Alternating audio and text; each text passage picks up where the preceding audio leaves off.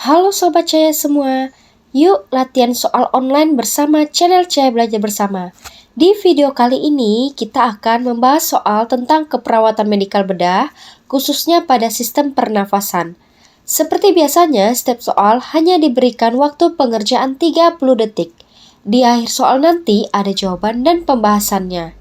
Sebelum kita mulai, jangan lupa like, share, subscribe, dan komen ya materi apa yang akan kita bahas di video selanjutnya.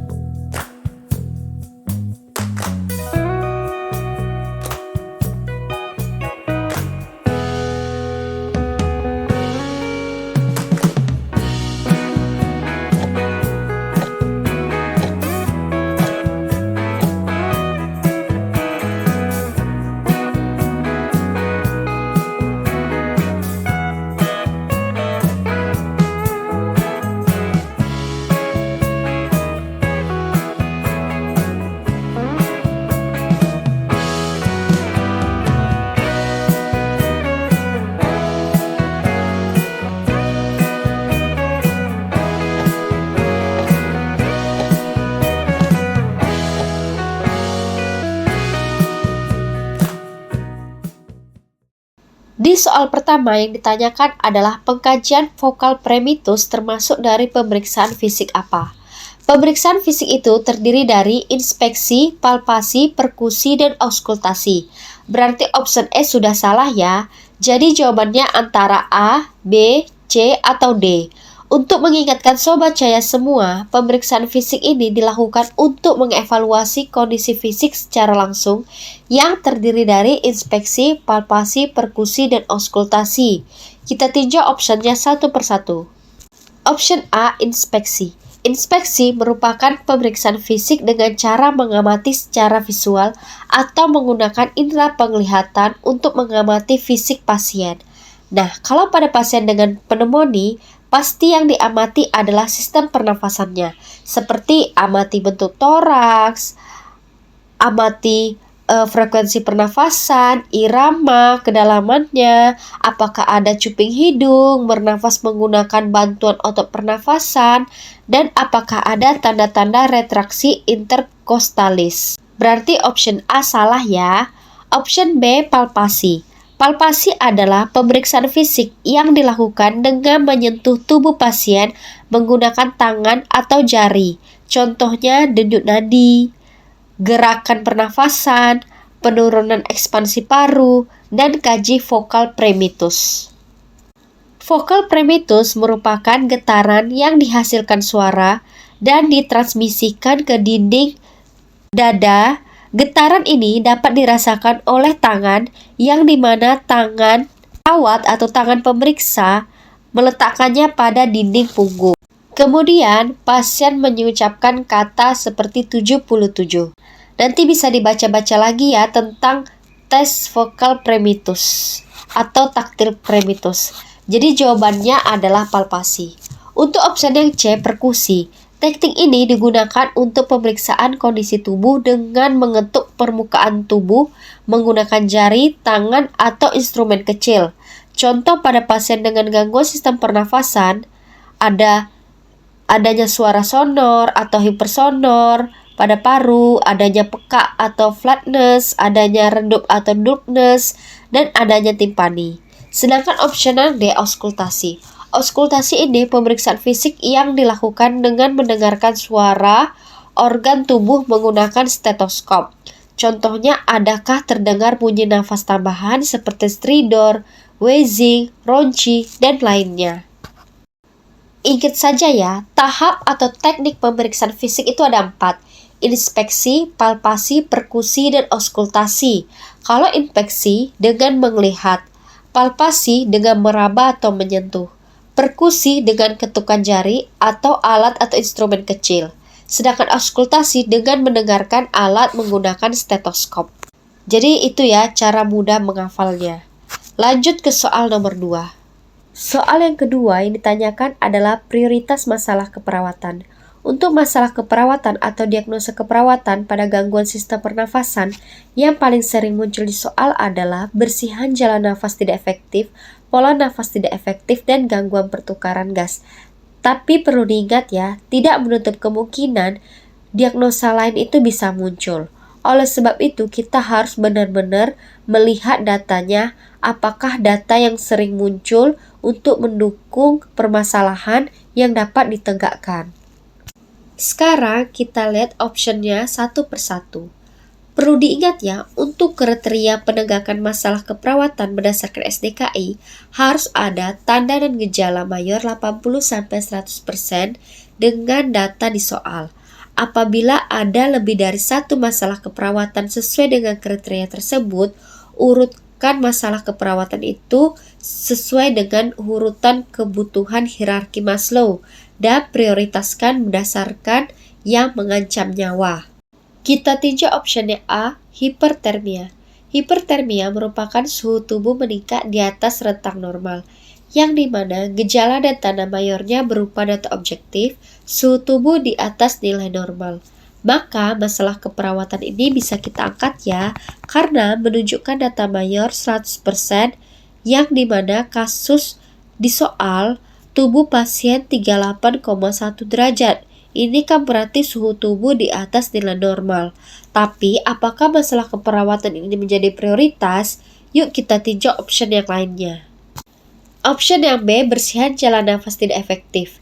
Bersihan jalan nafas tidak efektif ini merupakan ketidakmampuan pasien membersihkan sekret atau obstruksi jalan nafas untuk mempertahankan jalan nafas tetap paten, yang dimana tanda dan gejala mayornya berupa data objektif seperti batuk tidak efektif, tidak mampu batuk, sputum berlebihan, adanya suara nafas tambahan, mengi, wheezing, dan atau ronchi. Untuk pasien neonatus ada mekonium di jalan nafas. Masalah keperawatan ini tidak bisa diangkat ya, karena hanya ada data sputum berlebihan dan ronki, yang dimana data ini tidak sampai 80%. Pasien itu memang batuk, tetapi di soal tidak dijelaskan pasien batuk yang terus-menerus dan tidak maksimal dalam mengeluarkan dahak atau sekretnya. Oleh sebab itu, option B ini kurang tepat ya. Option J, gangguan pertukaran gas.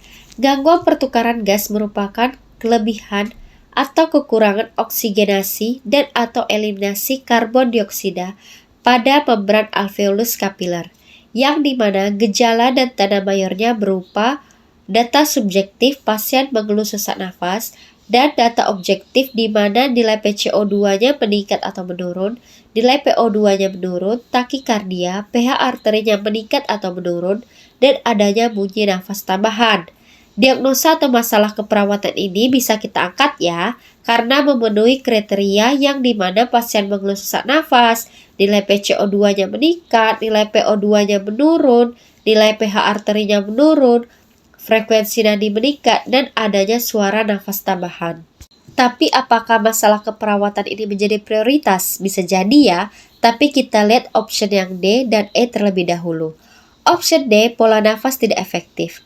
Pola nafas tidak efektif adalah suatu kondisi di mana inspirasi dan atau ekspirasi yang tidak memberikan ventilasi adekuat, yang di mana data gejala dan tanda mayor dapat berupa data subjektif pasien tampak mengeluh sesak nafas dan data objektifnya berupa pasien menggunakan otot bantu pernafasan, fase ekspirasi memanjang.